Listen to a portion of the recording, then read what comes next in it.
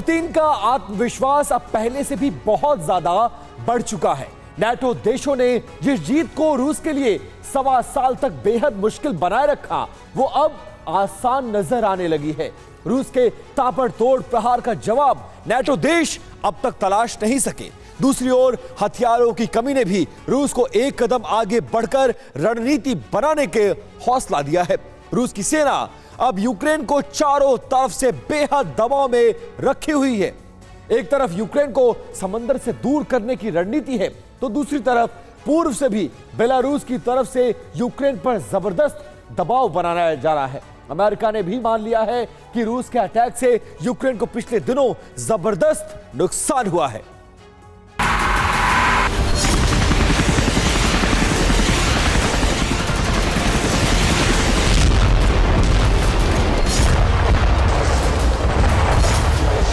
Hello doctor, Tanvi herbals app या website से आज ही फ्री चेकअप के लिए अपॉइंटमेंट लें। तन्वी डॉक्टर से फोन या व्हाट्सएप पर बात करें और रहें फिट एंड फाइन। आपका herbal specialist Tanvi herbal clinic.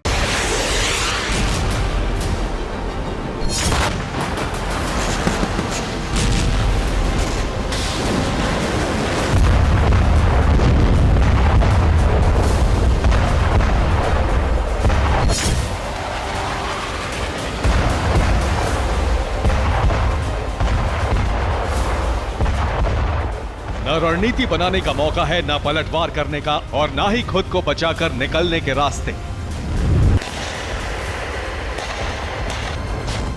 Ukraine के सैनिकों के हाथ खाली हैं। कुछ दिनों का गोला बारूद बचा है। पश्चिमी देशों के ताकतवर हथियारों का इस्तेमाल करने का मौका नहीं मिल रहा है और सामने से रूस का ताबड़तोड़ अटैक है।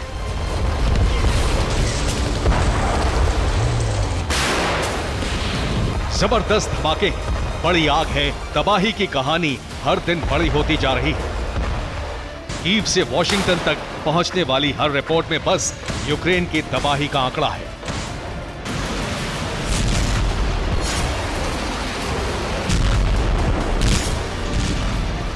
कामयाबी की कहानी तो जैसे यूक्रेन के लिए कभी वापस न आने वाला अतीत बन चुका है।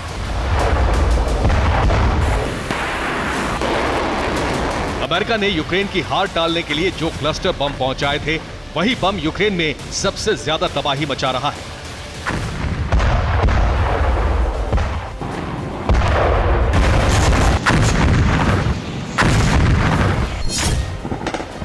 धमाके की आवाज से कांप गई जमीन और फिर आसमान की तरफ उठा एक आग का गोला।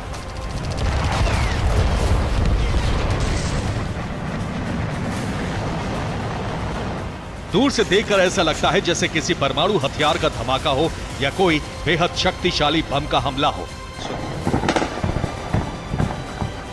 तस्वीरें ज़ाइटोमीर की हैं, जहां रूस ने हमला तो एक ड्रोन से किया, लेकिन धमाका कई टन बारूद का हुआ, क्योंकि यहां यूक्रेन के हथियारों का गोदाम था।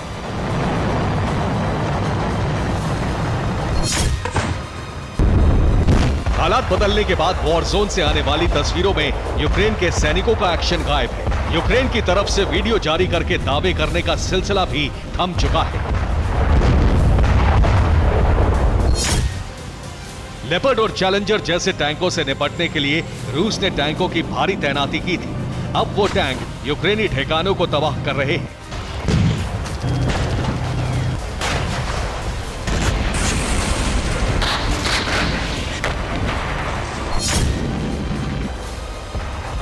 रूस की जबरदस्त गोलाबारी से यूक्रेन के जंगल जल चुके हैं। पेड़ों पर पत्ते भी नहीं बचे हैं। जिन जंगलों में यूक्रेन की सेना छिपी रहती थी, वहां अब दूर तक देख पाना बेहद आसान है।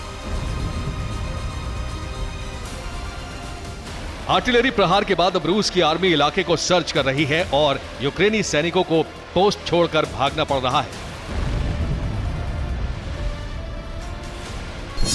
ओडेसा के पास रूस की नेवी से एक बहुत बड़ी गलती भी हुई। यहां युद्धाभ्यास के दौरान एक युद्धपोत से एंटीशिप मिसाइल मॉस्किट फायर की गई और इस मिसाइल की चपेट में यूक्रेनियन कॉर्वेट टेर्नोपोल आ गया। यूक्रेन के जहाज पर 2014 के बाद से रूस का कब्जा था। रिपोर्ट के मुताबिक सूमी में रशियन फोर्स का हमला जारी है। 21 जुलाई को 7 इलाकों पर गोलाबारी हुई। सूमी बाखमत की तरह ही खंडहर में तब्दील हो रहा है।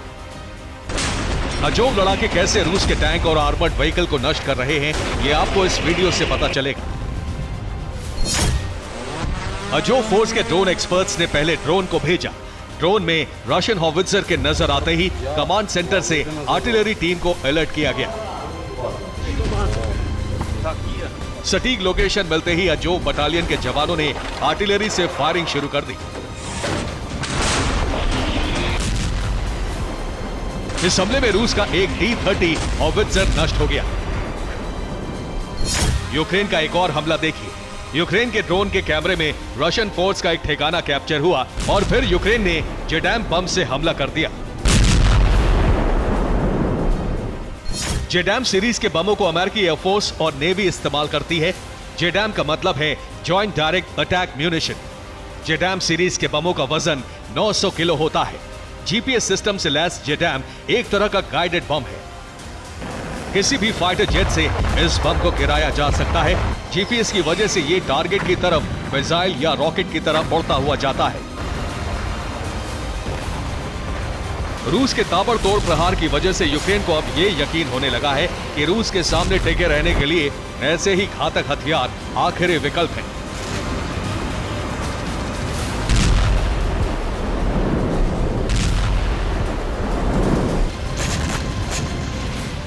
यूक्रेन ने क्लस्टर बमों का इस्तेमाल भी शुरू कर दिया है। रात के वक्त रूस का सैनिक काफिला गुजर रहा था, तभी यूक्रेन ने क्लस्टर बम से हमला कर दिया। इस हमले में रूस के कई सैनिकों की मौत हो गई। ज़पोरिज़िया में रूस के ताबड़तोड़ प्रहार से आर्मर्ड व्हीकल्स की तबाही का सिलसिला जारी है। देखिए कैसे एक बार फिर 4 ब्रैडली कबाड़ में तब्दील हो गए।